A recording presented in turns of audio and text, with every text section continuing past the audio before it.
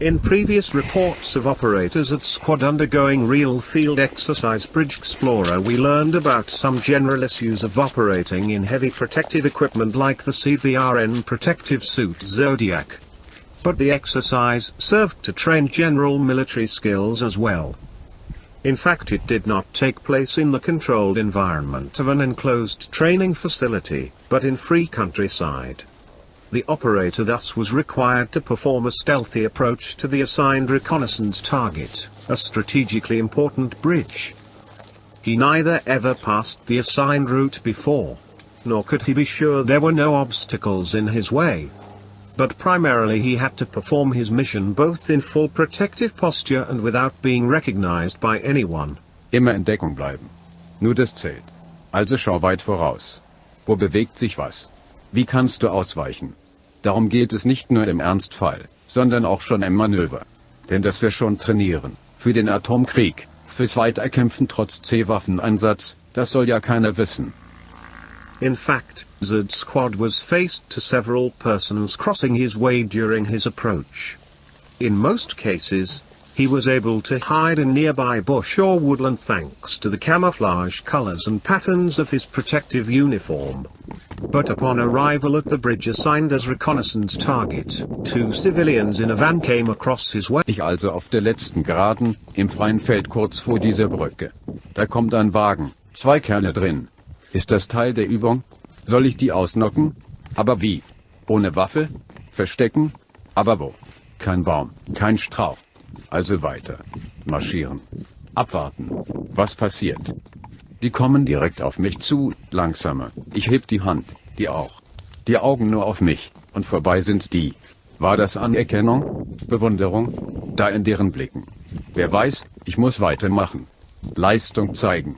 Durchkommen. The approach from the base, to the top left on this aerial photography, to the bridge, on the right to the bottom, stretched to about 2.3 miles.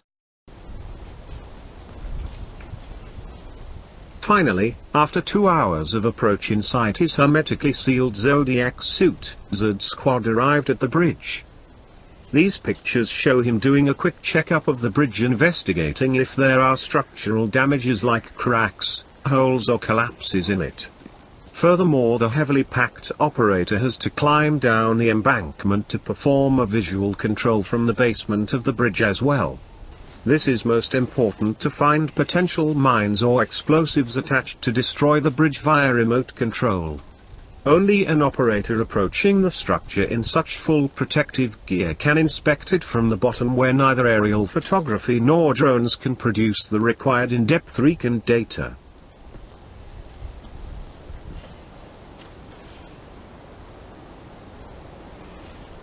Despite the burden of his heavy gas-tight uniform, the operator has to perform a precise control of all relevant parts of the bridge to make sure he will bring reliable knowledge for his headquarters, which allows them to decide on further attacks performed by motorized forces via this bridge. But his job is not done by just inspecting that bridge. The operator as well has to return all the way to his base to bring back the data he recovered but cannot transmit due to the radio silence, which is mandatory during such long-range stealth missions. His retreat as well has to be performed most secretly and, of course, without breaking the seals of the more and more heated and sweat-filled protective gear. To return in a safe way does require an extra endurance, both physical and mental. This can only be achieved by continuous drill and training while wearing the Zodiac equipment.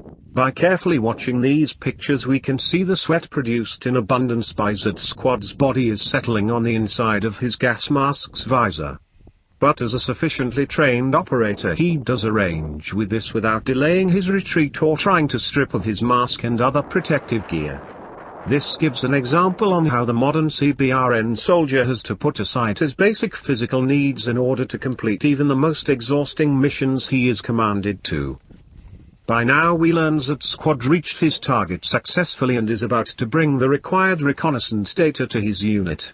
After reaching the base, he, at least in a war scenario, would undergo decontamination and disassembly of his protective equipment.